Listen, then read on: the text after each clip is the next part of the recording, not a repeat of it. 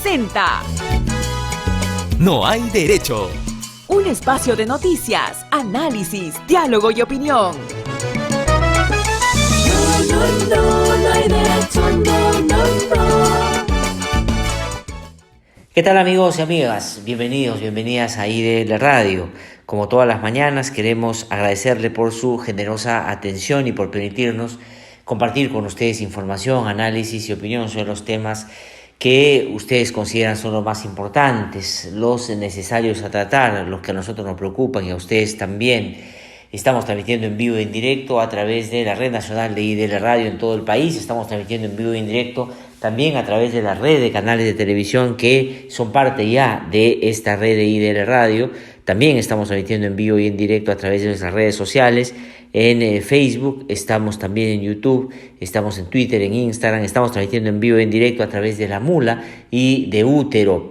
Muchas gracias también a quienes nos siguen desde otros medios de comunicación para ampliar su cobertura en estos temas, y a quienes nos siguen desde por el país, en las regiones y acá en Lima muy atentamente nos hacen llegar su opinión y, por cierto, ese punto de vista tan importante que nos permite fortalecer el que nosotros vamos hora a hora construyendo aquí para compartirla con ustedes. Quiero agradecer también de manera muy especial a todas las personas que nos hacen llegar, estando en el extranjero, sus voces de aliento para, ojalá dentro de no mucho, salir de los serios problemas que nos está generando el COVID-19. El coronavirus en nuestro país está ya haciendo un daño severo, ha causado una serie de problemas, pero las medidas que ha tomado el Ejecutivo, con un claro aprendizaje de lo que ha pasado en otros países donde no se tomaron en serio este problema, pues son acertadas y vamos a tratar de cumplirlas y motivar a que todos también se alineen con esas políticas y esas disposiciones para que esto pueda controlarse. Pese a eso, el número de personas que ya están contagiadas ha subido de una manera importante. Se han registrado ya, según las informaciones oficiales que da el Ministerio de Salud y el propio presidente de la República, todos los días a mitad del día, a las 12 del día, hace una conferencia de prensa. Ha subido ya a 234 personas a nivel nacional y han sido 3.841 las personas que se hicieron la prueba y se descartó que tengan este virus. El presidente también ha dicho que son 19 las personas hospitalizadas y 7 las nueve que estaban en UCI. Y más tarde, ya con el transcurrir de las horas, a eso de las 5 de la tarde, se conoció la primera lamentable pérdida humana producto del COVID-19. Una persona que, contrajo este virus, tenía 78 años, estaba internada en cuidados intensivos y presentó un cuadro de insuficiencia respiratoria y falleció. Eso se comunicó más o menos a las 5 de la tarde y esta persona perdió la vida a las 3 aproximadamente. Ya más tarde en la noche, en medio de una serie de rumores, en una serie de informaciones no confirmadas que circulaban, el Ministerio de Salud se vio obligado a sacar un nuevo comunicado de que 2 personas más habían fallecido. El segundo caso se trata de una persona de 47 años con antecedentes de viaje de España que presentaba, dice el comunicado, asma bronquial y obesidad, que fue internado en cuidados intensivos del Hospital 2 de Mayo por presentar justamente esta insuficiencia y un shock séptico, y su situación lamentablemente terminó en un deceso a las 6:15 de la tarde. El otro caso que lamentablemente los medios de comunicación informaron antes de que el ministerio pudiera siquiera dar cuenta de su particularidad, corresponde a un paciente de 69 años con antecedentes también de viaje a España, que fue atendido en el Hospital Rebagliati, eso es lo que dice el comunicado, por un cuadro respiratorio y falleció en su domicilio.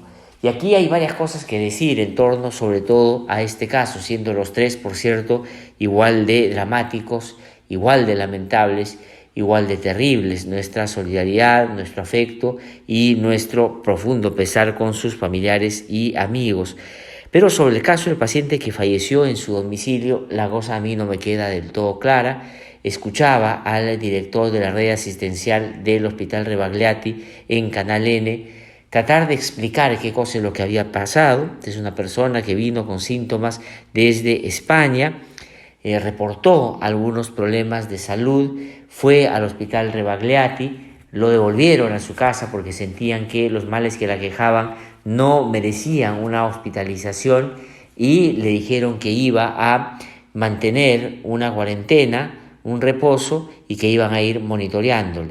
Le hicieron la prueba de coronavirus el 17 de marzo, según información del responsable de la red asistencial del Hospital Rebagliati, y recién hoy día, es decir, 2 días después, no se tenía el resultado. Dice el responsable de esta red asistencial que a las 5 de la tarde recién se tuvo el resultado, se le llamó para comunicarle que estaba con el coronavirus y ya esta persona no contestaba. Lo más probable, porque un amigo suyo, médico también, lo encontró horas después, pues había fallecido.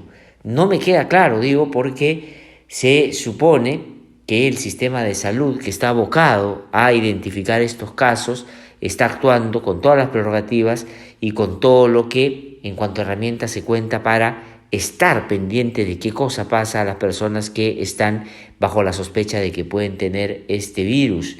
Pero sin embargo, aquí no es esto un asunto que se haya, me parece, visto con la atención debida. Van a seguramente en el transcurrir de las horas conocerse más informaciones sobre este caso, pero es lamentable que haya terminado así, sin la posibilidad de que se pueda atender en un hospital y tal vez se le haya podido salvar la vida.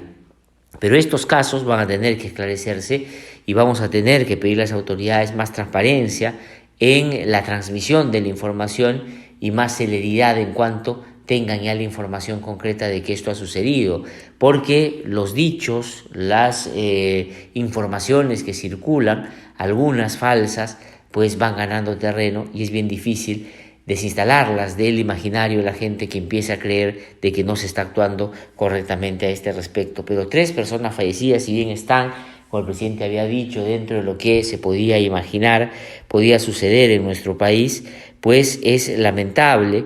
Y si es que uno sigue las proyecciones en otros países, esto puede estar anunciando ya de que, si bien es cierto, han sido 234 personas las que han sido determinadas como portadoras de este virus, pueden ser muchas más que lo tengan y todavía no han sido estimadas, porque 3 muertos, proyectándolo, siguiendo la ruta que ha pasado en otros países, ya da cuenta de que son muchas más las que pueden tenerlo. Y por eso es importantísimo que estemos en casa, para que si hay personas contagiadas y en este momento están y no se han dado cuenta todavía y empiecen a presentar los síntomas, pues en las casas se les aísle y se pueda hacer las pruebas debidas a las que están ya con síntomas y a quienes alrededor de ellas están haciendo cuarentena en este momento, para ver si es que ya tienen el virus y también tomar las medidas que sean necesarias. Por eso es muy importante acatar lo que dice el Ejecutivo para cumplir con esto que, por cierto, es muy importante. La información es determinante en casos de esta naturaleza, tanto para contener la expectativa y la incertidumbre que tiene la gente en torno a qué cosa está pasando, para darle tranquilidad y para, junto con eso, actuar diligentemente y que no tengamos que sorprendernos de estas situaciones que van a seguir pasando, pero que están en el marco de lo estimado por el Ministerio de Salud, para que no nos genere una angustia mayor de lo que significa ya estar en medio de esta situación. 3 personas fallecidas, esto es lamentable, hay que mejorar la información, darla de manera clara y explicar debidamente qué pasó con cada caso. A mí no me queda, como digo, del todo claro. El tercer caso quedará mucho que hablar seguramente y acá tendremos que retomarlo más adelante. El propio presidente de la República, como todos los días hace, y creo que es correcto que él esté con sus ministros en ese momento, habló de los infectados, de los hospitalizados y de las 7 personas que han estado en UCI. No dijo nada de los fallecidos porque en ese momento todavía no había ninguno, pero 3 entre la tarde y la noche dan cuenta de que esto está lamentablemente avanzando y los esfuerzos, si bien es cierto, están conteniendo en alguna medida todavía vamos a tener noticias de esta naturaleza. Vamos a escuchar qué dijo el presidente al mediodía de ayer. Tenemos un resultado de 234 infectados. De los 234, 19 están hospitalizados y 7 están en la unidad de cuidados intensivos con el ventilador mecánico. Vemos que hay un incremento significativo respecto al día anterior, pero no hay que preocuparse porque esa curva de aumento era la esperada. Ahora, con esta inmovilización que estamos definiendo e indicando a toda la población, con este aislamiento social, lo que se quiere es cortar este ciclo de contagio. También el presidente Vizcarra se ha dicho que se ha dispuesto a adquirir pruebas de descarte, y esto es muy importante porque esa será la otra etapa. Ahora estamos siguiendo a quienes tienen el virus y a quienes alrededor de ellos interactuaron y pueden haberse contagiado. Por eso es que las pruebas que se tienen todavía no son muchas y son cerca de todavía 4.000, un poco menos, las que han sido ya descartadas. Pero ahora va a haber en una segunda etapa un triaje más masivo para que ahí sí se pueda descartar o identificar a otro nivel si personas fueron contactadas ya de esta tercera fase, que es el contacto comunitario. Son, dijo, 1.600.000 pruebas las que se van a adquirir. Vamos a escuchar lo que dijo el presidente de la República. Hemos autorizado a la ministra de Economía y Finanzas para que haga la adquisición de 1.600.000 pruebas. Teníamos 10.000 pruebas, ahora estamos adquiriendo 1.600.000 pruebas, de las cuales 1.400.000 son pruebas rápidas y 200.000 son moleculares, como las que tenemos. Actualmente hacemos prueba molecular y es un poco más caro, sí, es más cara la prueba molecular. También tiene un mayor nivel de confianza, pero lo que queremos es dar una pasada rápida a un porcentaje mayor de la población para saber exactamente dónde están las personas que están contagiadas y así, simplemente, con un aislamiento temporal de esas personas, si no se movilizan, el virus no se mueve y ahí queda, no se sigue trasladando. Todavía, y como parte del accionar de las autoridades, pues hay que seguir insistiendo en que la gente cumpla y hay que decirle que esto no es discrecional, no, esto es si quiere, lo cumple y si no, no pasa nada, va a pasar algo, va a haber multas, va a haber detenciones. 462 personas fueron detenidas a nivel nacional durante el periodo de inmovilización social que ya el gobierno había identificado o dado desde las 8 de la noche hasta las 5 de la mañana todos los días durante dure esta emergencia, pero sin embargo el ministro Morán hizo este anuncio, dijo que del total de estas 462, 152 han sido en Lima y Callao y no se registró ningún caso requisitorio. Vamos a escuchar al ministro Carlos Morán dando él mismo estos datos. Se han producido 462 detenciones de personas que han quebrantado la norma. De ese total, 152 han sido en Lima y Callao. No se han registrado requisitoriados, son personas que flagrantemente han salido de sus casas en la hora de restricción. Se había desde distintos sectores, la Defensoría del Pueblo y especialistas en transporte y en políticas públicas y en atención de emergencias, hecho notar que no estaba siendo eficiente lo dispuesto por el Ministerio de Transporte para que los operadores de este sector que dan servicio día a día en nuestro país pudieran adecuarse, adaptarse y facilitarles a quienes están trabajando intensamente, el sector salud, la Fuerza Armada, la policía y de otros sectores que son vitales en nuestro país para que no pudieran ser afectados o no fueran afectados por las decisiones que ha tomado el gobierno en torno a las restricciones de la inmovilización ciudadana. Pues el ministro de Transportes ha dicho que se va a dar estas facilidades y ha detallado de qué se trata. Vamos a escucharlo.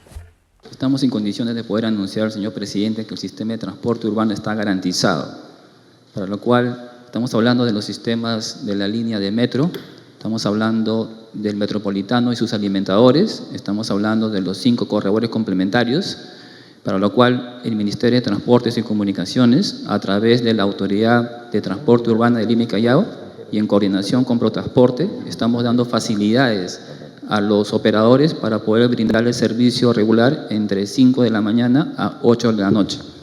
Asimismo, estamos incrementando la flota vehicular y ferroviaria a efecto de poder cubrir las horas pico, las horas punta. Estamos hablando entre las 5 y 6 de la mañana y entre las 7 y 8 de la noche. Esto a efecto de poder evitar la aglomeración de personas tanto en los terminales como en las estaciones.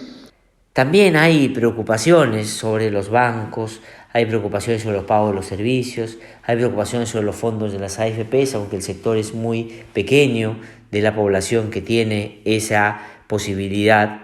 Y la ministra de Economía fue consultada por una colega periodista sobre qué cosa va a pasar con los fondos de las AFPs. Y la ministra María Antonieta Alba ha dicho que hay que mantener la tranquilidad y lo ha dicho de esta manera. Vamos a escucharlo. Sí, sobre las AFPs, yo antes que nada quiero transmitirle calma. Como sabemos, los fondos de AFP son fondos de inversiones de largo plazo. Se observó que en el año 2009, cuando hubo una crisis, luego también hubo un rebote, así que por ahora ser conscientes que son inversiones de largo plazo, eso es un shock temporal y mucha calma. Pues bueno, hay que traducir de alguna manera a la ministra. Ha dicho que los fondos de las AFPs que se están invirtiendo en la bolsa y en distintas actividades, pues va a caer producto de la para de la economía y que después se va a recuperar. Es decir, que no hay que esperar que sea de un momento a otro. Por eso es que estos bienes, estos capitales, se mueven pues al mediano y largo plazo. El equipo de IDL Radio conversó con Farid Matuk y ha dicho que esa no es la primera vez que caen los fondos de las AFPs, no es la primera vez que esto va a suceder, pero que hay una recuperación después. Y ha dicho que hay que prestarle atención a eso.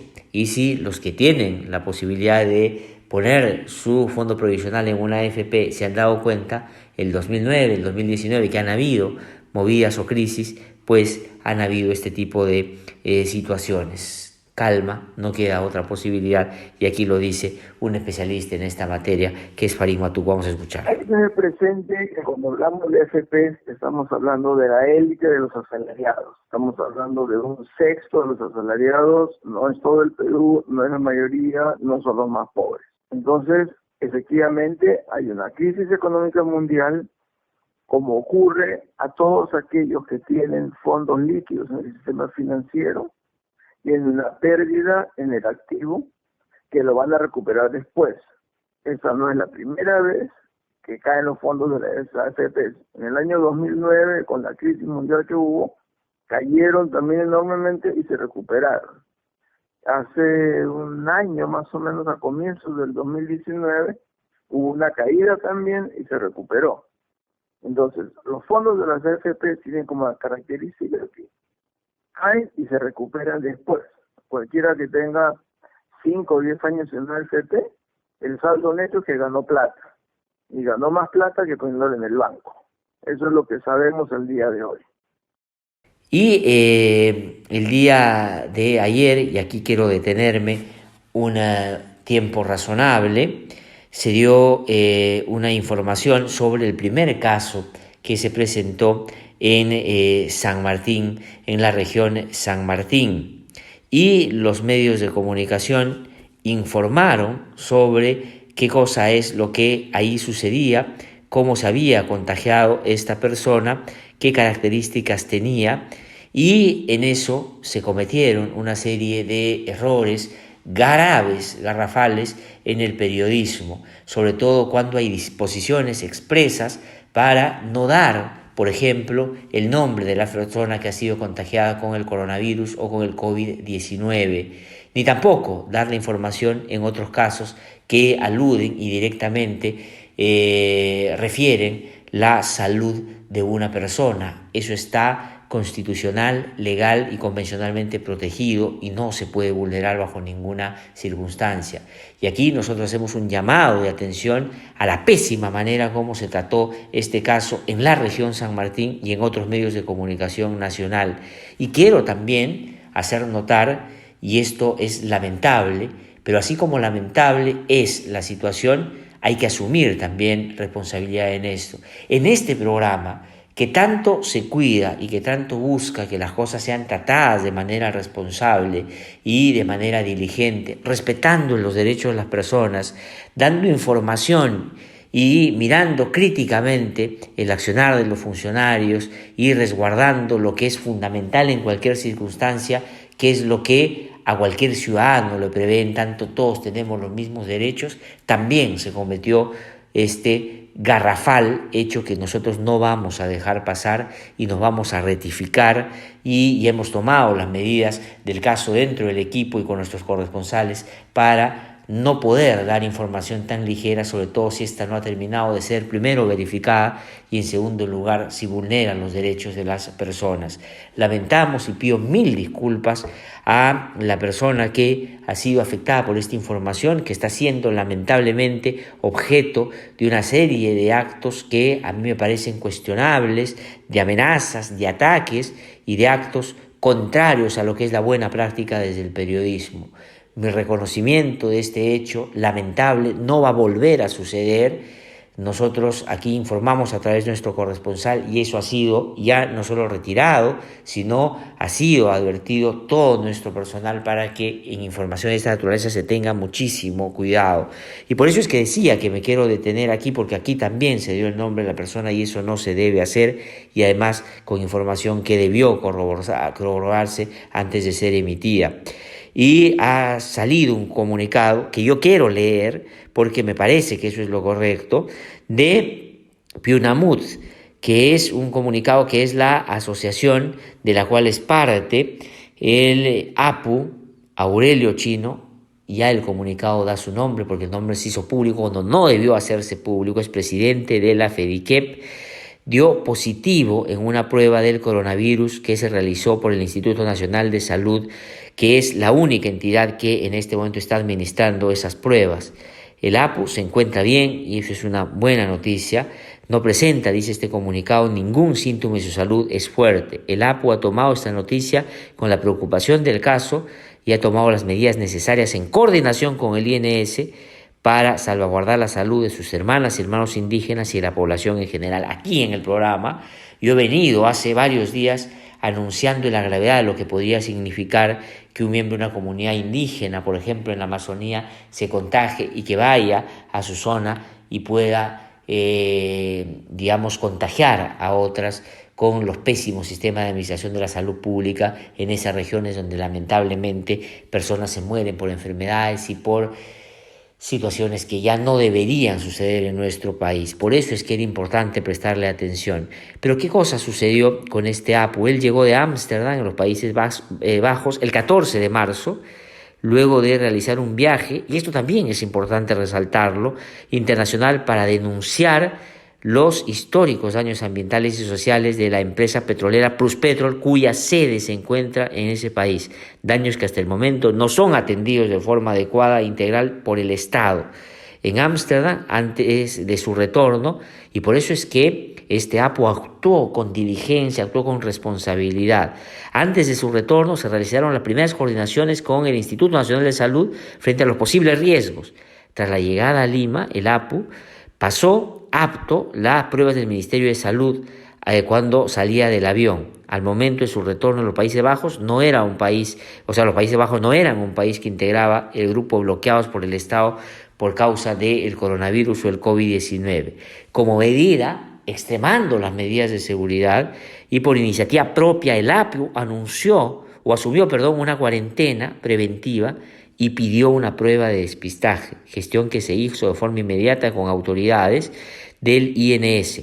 Esto a pesar de que no presentaba síntomas en ese momento. Miren ustedes con la responsabilidad que actuó este APU. Y por eso no se le puede achacar y no se le puede amenazar y no se le puede, en estos días como ha sucedido, ¿no es cierto?, responsabilizar de nada. Es una víctima, no es alguien que ha generado un acto, para perjudicar a otros. Al contrario, hizo todo lo que correspondía hacer. Pidió como medida de prevención que le hicieran el despistaje. Esto se le hicieron de manera inmediata y esto a pesar de que no tenía los síntomas. El APU tenía un ticket aéreo a Tarapoto para la noche del lunes 16. Eso fue informado a las autoridades de salud. La prueba fue tomada al mediodía de ese día 16. A su llegada a Tarapoto, él decidió aislarse tal como se lo señaló al Estado de forma preventiva. No es verdad que viajó en un bus y que pudo contagiar a los otros que viajaban con él. Viajó con un ticket aéreo con las medidas de cuidado pertinentes para no contagiar a nadie, y cuando llegó se puso en aislamiento, pese a que no tenía ni síntomas ni la confirmación de que tenía el virus. El APO ha tomado conocimiento de los resultados recién en la mañana del miércoles 18 de marzo. Él continúa en su aislamiento en casa de sus familiares, acatando como corresponde todas las medidas preventivas. A la fecha él no presenta síntoma alguno ni indicios de gravedad.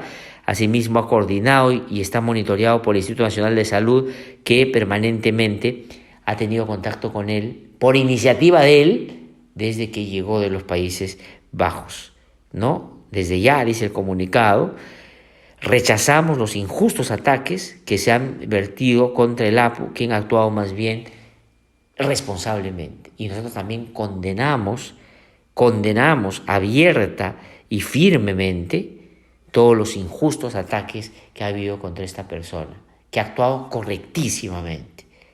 Y nosotros, por supuesto, apoyamos toda iniciativa que pueda garantizar que su salud se mejore y, por cierto, que con eso se evite cualquier contagio, porque él mismo responsablemente ha tomado la decisión de cumplir de manera estricta lo que manda la ley, la norma y lo que manda en este momento el sentido común.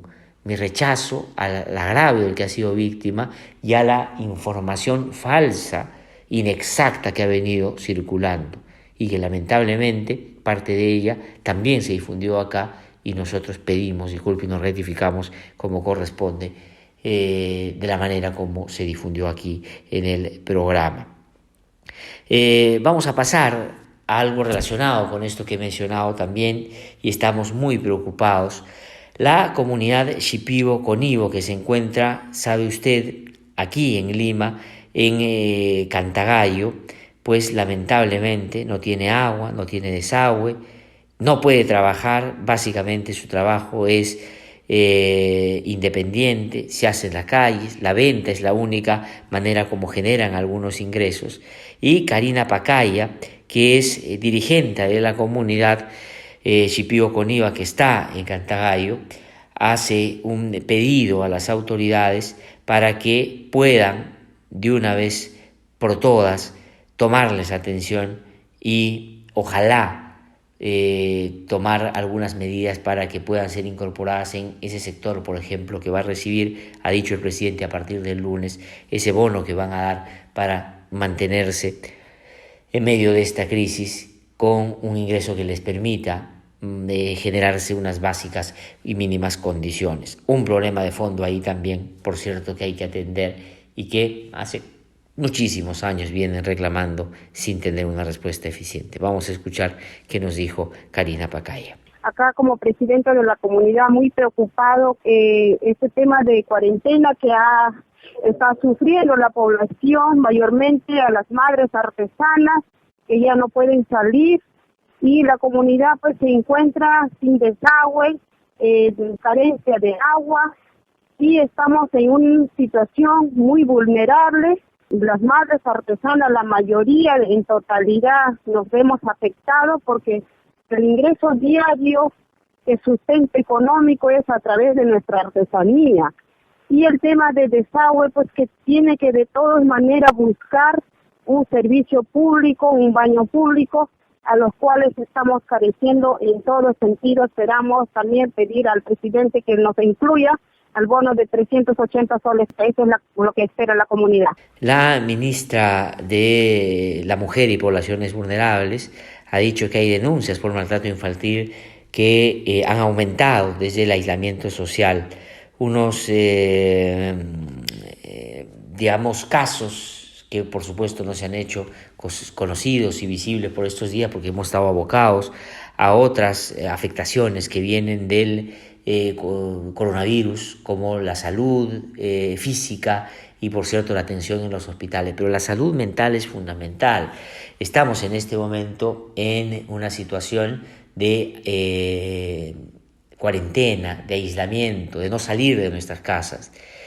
Y esto no solo cambia nuestra rutina, sino que nos reta a un nivel de convivencia distinto, que es maravilloso, por un lado, porque habitualmente las familias no podemos estar reunidas por la vorágine de nuestro quehacer diario, pero también es muy difícil mantenerse en espacios a veces reducidos, y esto genera una serie de problemas, ¿no es cierto? Una serie de retos, una serie de situaciones que hay que superar con optimismo, con entusiasmo, con buena voluntad y con el respeto a los derechos de quienes conviven con nosotros. Pero sin embargo, en un país como el nuestro, donde la violencia es muy cotidiana, donde habitualmente hay mucho maltrato hacia los niños, niñas y las mujeres, pues esto también se está produciendo dentro de esos hogares. Por eso es importante que se desarrollen y se generen acciones y políticas para atender también a las personas en el marco de esta emergencia que están sufriendo esta violencia física, psicológica y de distinta naturaleza. Y esto tiene ya consecuencias muy prácticas. El psicoanalista y conocedor de estos temas, Jorge Bruce, nos hace un análisis de la importancia de esto que no podemos dejar de ver, y tiene que ver con la violencia contra las mujeres durante el aislamiento social y lo que esto puede estar ya significando. Vamos a escuchar. Las condiciones particulares de confinamiento forzado e indispensable en las que nos encontramos ha hecho que la situación se agrave. Esto lo sabemos porque no solamente el Perú ya antes tenía una tasa muy elevada de más del 70% de violencia de género, y también una tasa muy elevada de feminicidio, sino porque en los países donde esto ya ha ocurrido, como China o España, se ha visto que esto ha sucedido. Es decir, en Psicología Social 1 se nos enseñan que hay una relación de causalidad muy elevada entre frustración y agresión. Esta es una situación de frustración la que produce la cuarentena, y en particular, por supuesto, en los hogares más desfavorecidos, aunque no exclusivamente. De modo que hay que prestar especial atención a lo que está sucediendo, crear canales de ayuda para las mujeres que sean víctimas de esta particular forma de violencia y agresión, y también crear a través de los medios como este respuestas para lo que impide que las mujeres formulen estas denuncias, que sería largo de explicar, pero que todos sabemos que hay un abanico de razones por las cuales muchas mujeres prefieren permanecer en silencio soportando esta situación de atroz violación de sus derechos. Espero que podamos llegar entre todos a formas para paliar, si quieren algo, esta grave situación. También se ha conocido una decisión, digamos, bastante rara, por decirlo de alguna manera, y es que la TAM ha hecho público que de manera voluntaria sus trabajadores han decidido reducirse sus sueldos en un 50%. Esto se dio a conocer y la verdad que llama la atención. Es decir, los trabajadores renuncian a un derecho que tienen, ¿en mérito a qué? Porque la TAM no está haciendo los vuelos que tenía que hacer por estos días porque estamos en una emergencia y por eso tiene que dejar pagar menos. ¿Es realmente algo voluntario? ¿Se le está obligando a esto? ¿Se le está amenazando con que si no toman esa decisión pueden ser despedidos? ¿Cuáles son las consecuencias o cómo hay que ver esto? Si es que la TAM, que es una empresa grande, transnacional, inmensa, no tiene la capacidad o le falta voluntad o no tiene el principio de solidaridad incorporado, que finalmente no sabe que aquí todos estamos perdiendo, y pese a eso lo que hay que tratar de privilegiar es la mejor situación que puedan tener nuestros propios trabajadores.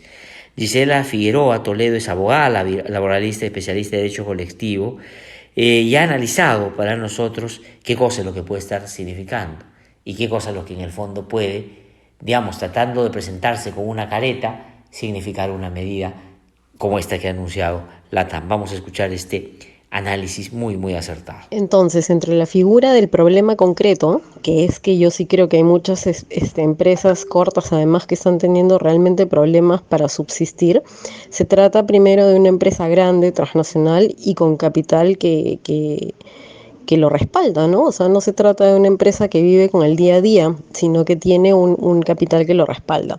Segundo, habría que analizar el nivel de grado de información al cual han accedido los trabajadores a través de la organización sindical, ¿no? Una negociación que no presupone información transparente y clara sobre la mesa también es una negociación en donde evidentemente los trabajadores no van a poder tener mejores herramientas para tener la mejor opción. Obviamente, como te lo pintan en blanco y negro, es ¿qué prefieres, estar despedido o tener menos sueldo? Y obviamente la gente con esa pregunta maniquea dirá reducción de sueldo. Sin embargo, lo que vemos que hay en el intermedio de varias cosas es lo que puede definir si eso es válido o no. Sobre todo desde el punto del derecho laboral, que lo que trata es justamente darle herramientas al trabajador para esa relación asimétrica que existe siempre, ¿no? Entonces, como señalaba aquí, el tema es si es legítimo o no, no si es legal o no, porque lo dirán algunos laboralistas, colegas, que es completamente válido negociar remuneraciones incluso en ese tipo de casos, ¿no? Así como ha sido válido con algunas empresas ahora, que señalando el presidente que tenían que optar por la licencia con goce, han hecho de todas maneras que los trabajadores firmen adelanto de vacaciones, ¿no? ¿Qué cosa es lo que puede estar aquí sucediendo? Pues este especialista que ha tenido la gentileza de conversar con el equipo de la radio para darnos esta opinión, me parece acertada, puede dar algunas pistas en relación a lo que está pasando aquí y pasando también en otras empresas, ¿no? Gisela Figueroa Toledo me parece que acierta con varias de las cosas que está planteando, ¿no? Cómo puede haber gente que se aproveche o busca ejercer abusivamente el poder que tiene, porque los ciudadanos y ciudadanas pues queremos ir trabajando y a veces se someten a situaciones de esta naturaleza. Vamos a ahora trasladarnos a través de nuestros corresponsales para dar a conocer lo que está pasando en Ica. Se han denunciado que cientos de obreros del sector agroindustrial vienen siendo obligados a trabajar sin las medidas de prevención para detener el COVID-19.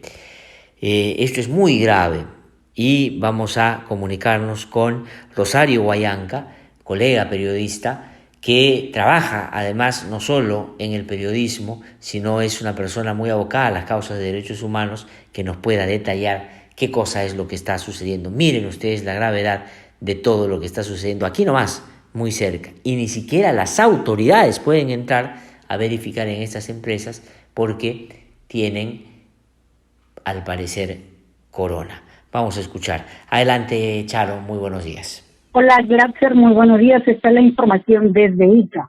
Cientos de obreros y obreras de la agroexportación han sido obligados a trabajar durante los 4 primeros días de la emergencia sanitaria. Personal de campo de los diferentes puntos amparados en el Decreto Supremo 044 de la PCM, que aprueba el protocolo para la implementación de las medidas que garanticen el ejercicio excepcional del derecho a la libertad de tránsito, las empresas agroexportadoras han exigido al personal se desplace sin adoptar alguna medida de protección, como las mascarillas, guantes, alcohol, a su personal. Ya no se trata solo de la vida de las trabajadoras y sus familias, sino que ponen en riesgo a toda la población de Ica. Hoy en la mañana, luego de las denuncias que hiciera CODEICA a varias instituciones del Estado, la policía hizo operativos con la prefectura y salud ambiental a algunos puntos y se ha corroborado que se está incumpliendo las recomendaciones de respetar las distancias entre los asientos de los buses, no cuentan con mascarillas, el alcohol, los centros de acopio. Son inmensas las largas colas para que la gente suba a los buses y sean trasladados a los puntos. Al interior no se ha podido todavía ingresar, se ha solicitado Dirección Ambiental ingresar a estos puntos. Hicimos la denuncia a la Fiscalía de Prevención de Delitos, UNACIL, Defensoría del Pueblo, para que proceda. Sin embargo, todo ha caído saco roto. Esperamos en lo inmediato que sea el Ministerio de Agricultura quien se pronuncie. Para IDL Radio, desde Ica, informó Rosario Guayanca. Bueno, esto está pasando todavía. Ayer hemos visto imágenes de cómo en el club El Golf, aquí en el corazón de San Isidro, pues UNAFIL junto con la policía y las Fuerzas Armadas entraron a verificar si había trabajadores y encontraron personas trabajando en, digamos, generando o desarrollando actividades que no están en el marco de la excepción, que no son necesarias. Había jardineros, había personal de limpieza, había personas que podrían no estar laborando, y varias de ellas mayores de 60 años, con el riesgo que eso significa para su salud si terminan siendo contagiadas por el COVID-19.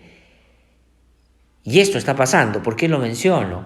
Porque dialoga con lo que Rosario Guayanca nos acaba de contar desde Ica, y esto está sucediendo. ¿Vamos a dejar que esto siga pasando? ¿Importa poco la vida de los trabajadores? Aquí la idea de que hay que seguir produciendo, de que no hay que parar, puede jugar en contra de lo que puede significar que estas personas se contagien y a su vez multipliquen esto con sus familiares o con otros trabajadores. Pues hay que ponerse todos la mano donde corresponde y decir: esto hay que pararlo, y si no lo hacemos juntos, realmente todos vamos a estar perjudicados seriamente. Y vamos a ir ahora a Moyobamba, en la región San Martín. Ahí donde ayer publicamos una información que ya hemos rectificado, y esta es la información que nosotros debimos ayer haber publicado, de la manera como Carlos Lozano lo está emitiendo el día de hoy. Claro, él ha incorporado ya el comunicado que yo he comentado extensamente hace unos minutos, pero queremos de todas maneras dar la información como ya ahora se tiene que transmitir, y ojalá así se esté haciendo en la región San Martín. Carlos Lozano está ya en comunicación con nosotros. Carlos, muy buenos días. Buenos días, Glatzer. El coronavirus ya está en San Martín. Autoridades regionales así lo confirmaron. Es el primer caso de coronavirus en la región San Martín. Se trata de un APU que había mantenido contacto con ciudadanos holandeses fuera de la región. Según la Dirección Regional de Salud, el paciente de iniciales ACD, de 47 años, llegó a Tarapoto el 16 de marzo. Se le solicitó detalles de sus vuelos internacional y nacional para la búsqueda de contactos. Ante estos hechos, el gobierno regional adelantó la compra de 10.000 reactivos para descarte del coronavirus, así como de botas, máscaras, mascarillas, lentes, guantes y gorras para el personal médico. Debemos informar que la Federación Nativa lanzó un comunicado donde rechazan injustos ataques de presunta irresponsabilidad contra el nativo contagiado con coronavirus. Informan además que el APU regresó de Holanda luego de realizar un viaje de trabajo internacional para denunciar los daños ambientales y sociales de la empresa petrolera Pluspetrol. Por último, rechazan los injustos ataques que se hacen contra el APU, quien actuó en comunicación y coordinación con las autoridades de salud. Para complementar este reporte, informamos que hasta la fecha la situación del coronavirus en San Martín es la siguiente: casos confirmados 1, descartados 16 y en observación 24. Para IDL Radio desde Moyobamba informó Carlos Lozano.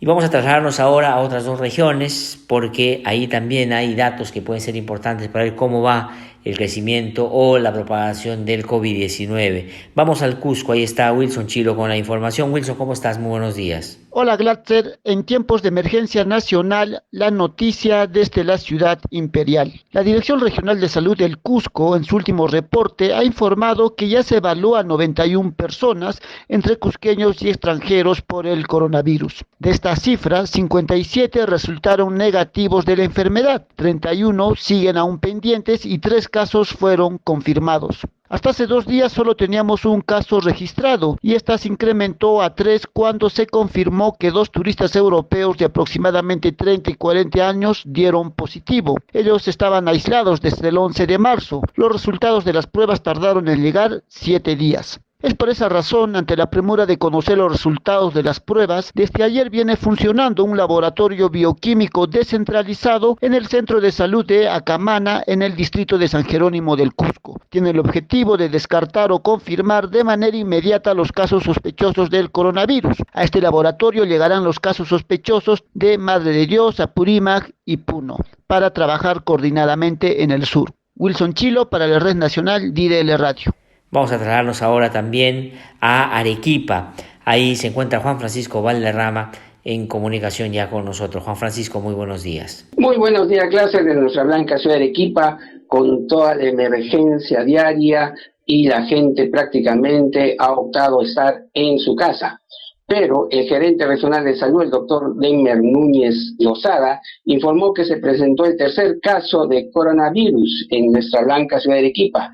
Se trata de un paciente arequipeña de 19 años que estuvo radicando en Madrid, España. La joven llegó a Arequipa el pasado 14 de marzo y acudió al centro de salud Víctor Raúl Hinojosa del distrito de Bustamante y Rivero. La paciente fue aislada de manera preventiva en su domicilio para que evite contacto con sus familiares. Igualmente, las estadísticas podríamos comunicarle de aquí de nuestra blanca ciudad. Casos investigados, 209, casos confirmados, 3, casos descartados, 165, casos en espera de resultado, 41. Es lo que podíamos informar para IDL Radio desde Arequipa, Juan Francisco Valderrama. Otra de las noticias que se han conocido en las últimas horas tienen que ver con el expresidente Alejandro Toledo, un prófugo de la justicia, alguien que está en el marco de un proceso de extradición que ojalá dentro de no mucho pues traiga a esta persona que por todo lo que se ha venido conociendo estuvo severamente, según el Ministerio Público, involucrado en actos de corrupción tan bochornosos, tan lamentables, tan trágicos, tan indecentes como aquellos que él decía combatir cuando se hizo del poder como presidente de la República, perdiendo esa magnífica oportunidad de culminar su vida profesional, su vida política, con un acto del cual había que enorgullecerse y no avergonzarse, como está sucediendo ahora. Pues resulta que va a salir en libertad bajo fianza por riesgo de contagiarse con el coronavirus. El juez del Distrito Norte de California, Thomas Hickson, ha decidido acoger la solicitud de reconsideración que hizo el lunes Alejandro Toledo para obtener esta libertad bajo fianza.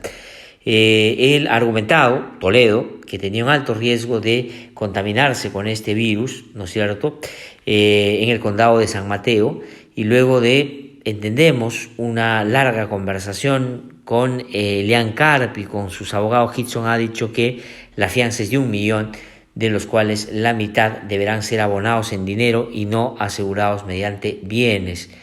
¿Y dónde tiene $500,000 Alejandro Toledo? Y lo ha podido pagar, por supuesto, y va a ser cubierto en parte por 5 amigos del expresidente, ha dicho sus familiares. Pero de la cifra, CARP va a poner $265,000. La liberación se va a hacer efectiva, ha dicho el juez Hickson, solo después de que se junten los $500,000 que deben ponerse en efectivo para la fianza. Pero ¿esto qué va a significar en el caso concreto de Alejandro Toledo? Sobre el caso legal, sobre el justiciable Alejandro Toledo, que cobardemente huyó y ahora está en el marco de un proceso de extradición que, como decía hace unos minutos, pues ojalá lo devuelva al país dentro de poco con la premura que lo está exigiendo el sistema de administración de justicia, porque, según el Ministerio Público, ha cometido delitos graves de corrupción.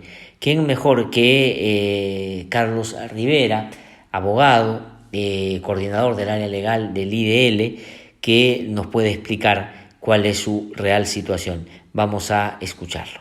La inminente liberación del expresidente Toledo no determina un retroceso del procedimiento de extradición.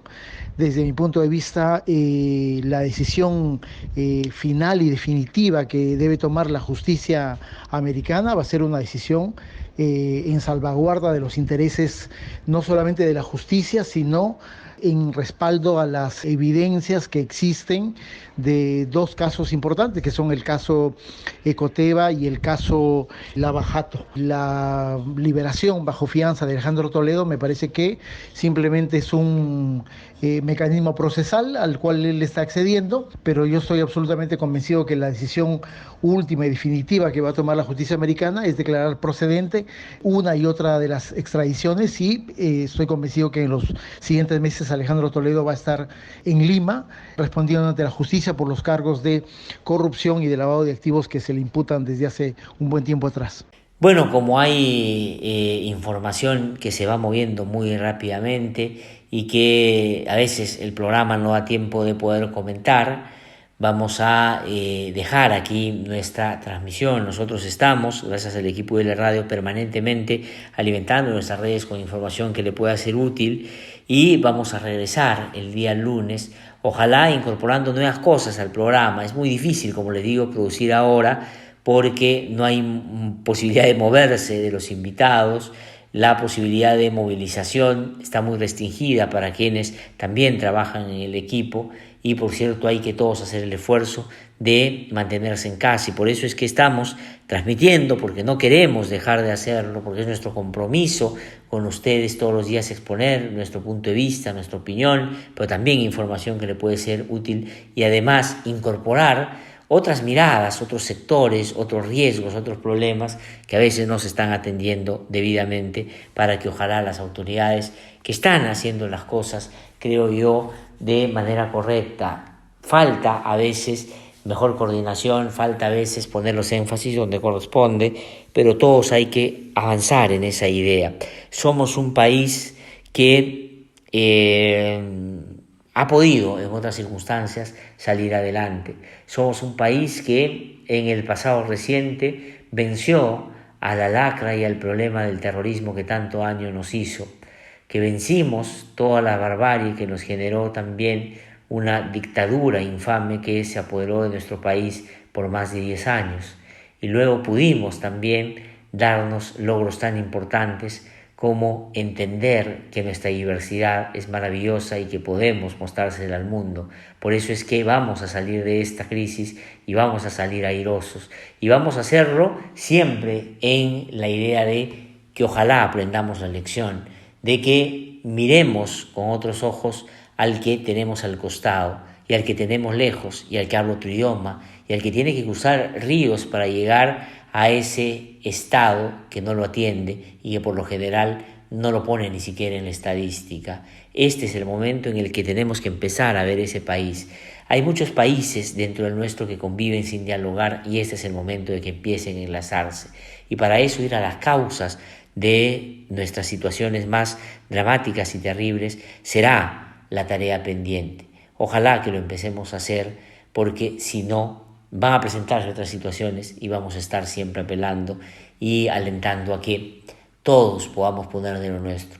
Pero esto no solo basta con que todos estemos del mismo lado y que todos estemos empujando el carro, sino que quienes nos dirigen, quienes tienen la posibilidad de acceder al poder y realmente cambiar las cosas, lo hagan en coherencia, en consecuencia con eso que exigimos. Una democracia sólida que respete por igual los derechos de sus ciudadanos y que atienda a los más desprotegidos con un mayor énfasis.